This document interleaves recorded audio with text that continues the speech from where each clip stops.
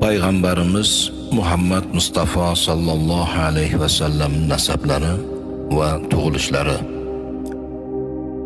Bilmak kerakkim, har bir ummatman degan odam Payg'ambarimiz Muhammad alayhisalomni o'z ota-onasini tanigandek bilishi lozim. Payg'ambarimiz sallallohu alayhi va sallam o'zlari arab naslidan, Quraysh qabilasi, Bani Hoshim urug'idan bo'lib, nomi shariflari Muhammaddur sallallohu alayhi va sallam. Tug'ilgan joylari Arabistonda, Makka shahridir. Otalari Abdulloh, Abdullohning otasi Abdul Muttalib, uning otasi Hoshim, uning otasi Abdul Manofdir.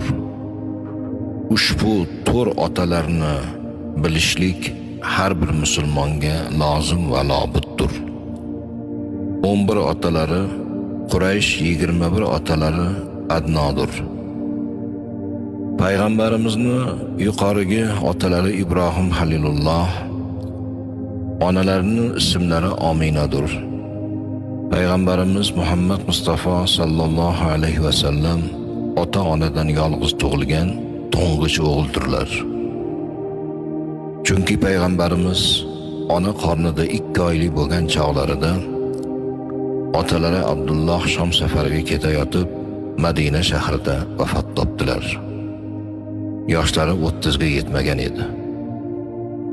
Payg'ambarimiz sallallohu alayhi va sallam Hazrati Isa alayhisalomdan 571 yil keyin tug'ilgan ekanlar.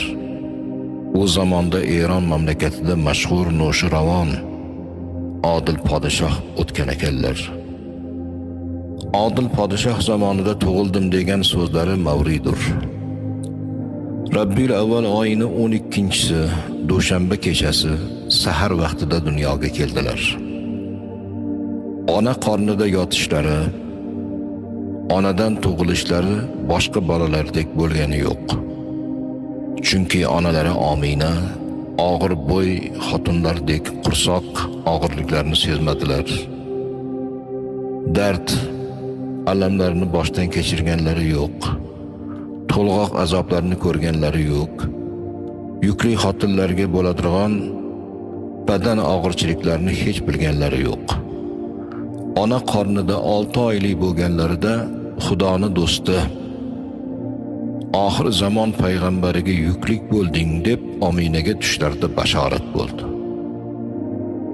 Bu muborak